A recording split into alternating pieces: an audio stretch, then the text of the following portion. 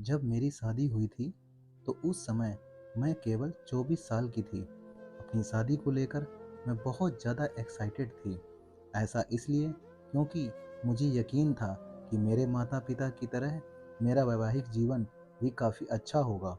उन्होंने मेरे लिए एकदम सही इंसान चुना होगा, जो मुझे हमेशा खुश रखेगा। लेकिन मैं नहीं जानती थी कि मेरी किस्मत में कुछ और ही लिखा था। शादी से पहले मैं अपने होने वाले पति से 1 से 2 बार ही मिली थी। वह काफ़ी शर्मीला और शिष्ट था। उसे देखकर मुझे यही लगा कि वह मेरे लिए एकदम परफेक्ट है।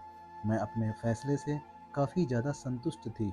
मेरे पिता ने भी मेरी शादी बहुत अच्छे से की थी, लेकिन शादी की पहली रात मेरे साथ कुछ ऐसा हुआ जिसने मेरी ज़िंदगी को बुरी तरह से हिलाकर रख दिया।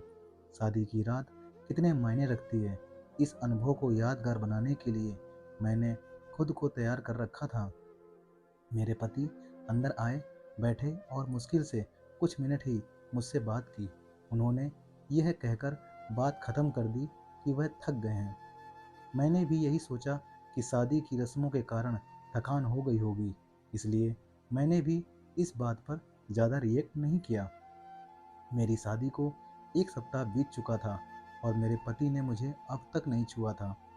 मुझे कुछ अजीब सा लग रहा था, लेकिन मैं अपनी तरफ से पहल नहीं करना चाहती थी। ऐसा क्योंकि मैं भी बहुत शर्मीले स्वभाव की हूँ।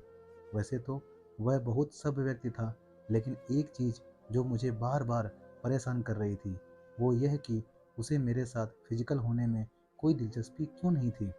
यही नहीं, जैसे-जैसे समय बीतता गया, उनके साथ रहकर मुझे ऐसा लगने लगा था, वह मेरे पति बनने के बजाय दोस्त बना रहना ज़्यादा पसंद करते हैं।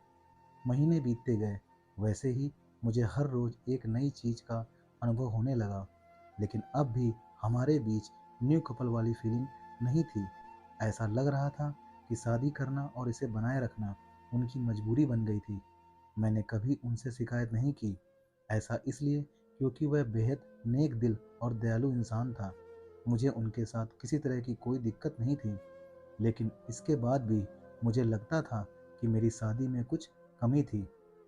हमारी शादी को 1 साल बीत गया और हमारे बीच छोटी सी बात को लेकर झगड़ा हो गया, जो वास्तव में गंभीर लड़ाई में बदल गया। मेरे मन में गुस्सा था, तो मैंने कह दिया कि मैं एक पति के लिए तरस रही हूँ, जो मुझे कभी नहीं मिला। जैसे ही मैंने ये शब्द बोले, मेरे पति एकदम से चुप हो गए और बिस्तर के किनारे पर जाकर बैठ गए। मैंने जब उन्हें रोता हुआ देखा तो मैं चुप हो गई। मैं दंग रह गई। ऐसा इसलिए क्योंकि मैंने आज तक उन्हें मेरे सामने कभी इतना कमज़ोर होते नहीं देखा था। मैंने उन्हें परेशान देख दिलासा दिया। तभी उन्होंने मुझसे माफ़ी मांगी और कहा कि उनका इरादा मुझे चोट पहुंचाने का बिल्कुल भी नहीं था, लेकिन उन्हें महिलाएं पसंद नहीं हैं। मैं कांपते हुए अपनी जगह पर खड़ी हो गई।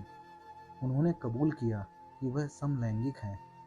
मैं कुछ समझ नहीं पा रही थी। मैंने फिर पूछा कि आप समलैंगिक हैं? तो उसने मेरी तरफ देखा और कुछ नहीं कहा। मैं यही सोच रही थी कि मेरी शादी बस एक दिखावा थी। मैं बिस्तर पर चुपचाप लेट गई और हकीकत से भागने के लिए सोने की कोशिश करने लगी।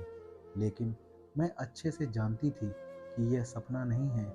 मेरे पति पुरुषों को पसंद करते हैं। मुझे यह बात हर हालत में स्वीकारनी थी, लेकिन इस दौरान मेरी अपनी खुशी का क्या? मैंने अपनी खुशी की परवाह न किए बगैर उनके साथ जीवन भर शादी का ढोंग रचाने का फैसला किया। हालांकि मुझे धोखा देने के लिए उन्होंने मुझसे माफ़ी मांगी। उन्होंने कहा वह सब कुछ मुझे बताना चाहते थे, लेकिन उन्हें लगा कि वैवाहिक जीवन में व्यस्त होने के बाद शायद वह बदल जाएंगे, लेकिन ऐसा नहीं हुआ। हमने फैसला किया कि अब ऐसा नहीं चल सकता। हमें किसी न किसी निष्कर्ष पर तो पहुंचना ही था। ऐसे में हमने तलाक की अर्जी दायर की, जिसकी वजह से हमारे परिवार के बीच संबंध खराब हो गए। लेकिन मेरे और मेरे पति के बीच दोस्त के रूप में रिश्ता बहुत मजबूत हो गया। मैंने उन्हें समझा और उनकी भावनाओं की कद्र की। वह चाहते थे कि मुझे ऐसा व्यक्ति मिले जिसके साथ मैं हमेशा खुश रहूं। हमारा यह कदम उन बंधनों से मुक्त करने के लिए ज़रूरी था जो हमें दुखी और अधूरा शादी में जोड़े रखना चाहते थे। लेकिन मुझे खुशी है कि हमने समाज की परवाह नहीं की, बल्कि अपनी खुशी के बारे में सोचा। सच कहूँ तो आज मैं बेहद खुश हूँ। दोस्तों, ऐसा किसी की भी ज़िंदगी में हो सकता है, तो आप पहले ही उससे पूछ लें, बाद में शादी करें कि वो समलैंगिक है या नहीं, और बेहतर ज़िंदगी जिएँ। आपको ये कहानी कैसी लगी? कमेंट में ज़रूर बताइएगा, और अगर चैनल पर आए हैं और नए हैं तो लाइक, सब्सक्राइब और शेयर ज़रूर कीजिएगा।